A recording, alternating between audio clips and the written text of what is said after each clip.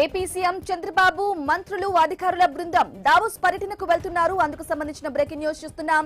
World economic forum సదస్సులో పాల్గొనేందుకు ఆదివారం బయలుదేరనున్నారు. ఇక 4 రోజుల పాటు దావోస్ లో పర్యటించనున్నారు. 19 నుంచి 22 వరకు దావోస్ లో ప్రపంచ ఆర్థిక సదస్సులో వివిధ పారిశ్రామికవేత్తలతో ముఖ్యమంత్రి ముఖాముఖి భేటీలు కార్యక్రమాల్లో పాల్గొనున్నారు. ఇక జ్యూరిచ్ లో స్విట్జర్లాండ్ భారతీయ రాయబారి మృతుల్ కుమార్ తో మర్యాద పూర్వకంగా భేటీ అవుతారు. అనంతరం ఏరోస్ ఇన్నోవేషన్ వ్యవస్థాపక చైర్మన్ కిషోర్ లుల్లా, సహా అధ్యక్షులు రిధిమా లుల్లా, స్వనీత సింగ్ లు ముఖ్యమంత్రితో సమావేశం కానున్నారు. ఇక ఆ తర్వాత తెలుగు డయాస్పోరా కార్యక్రమానికి ముఖ్యమంత్రి చంద్రబాబు హాజరు కానున్నారు.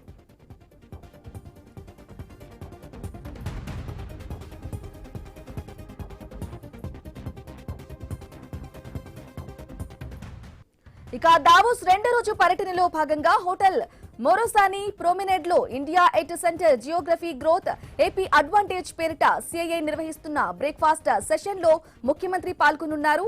అనంతరం భారత ప్రభుత్వం ఏర్పాటు చేసిన ఇండియా లాంచ్ ప్రారంభోత్సవ కార్యక్రమానికి హాజరవుతారు. అనంతరం దిగ్గజ ఐటీ సంస్థ ఐబీఎం చైర్మన్ సీఈఓ అరవింద్ కృష్ణతో ముఖ్యమంత్రి భేటీ అవుతారు. 3వ రోజు world economic forum Congress centre లో జరిగే పారిశ్రామిక పురోగతి అంశంపై నిర్వహించే సెషన్ లో ముఖ్యమంత్రి పాల్గొంటారు. హొరైసిస్ చైర్మన్ ఫ్రాంక్ రిచర్డ్ తో భేటీ కానున్నారు.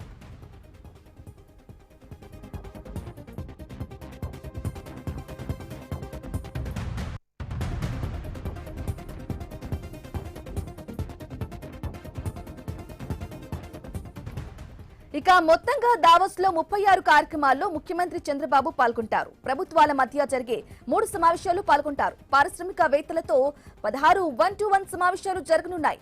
9 రౌండ్ టేబుల్ సమావేశాలు, ప్లీనరీ సెషన్స్ లో సీఎం పాల్గొంటారు. సిఎన్బిసి ఇంటర్నేషనల్ సహా వివిధ అంతర్జాతీయ మీడియా సంస్థలకు ఇంటర్వ్యూలు ఇస్తారు.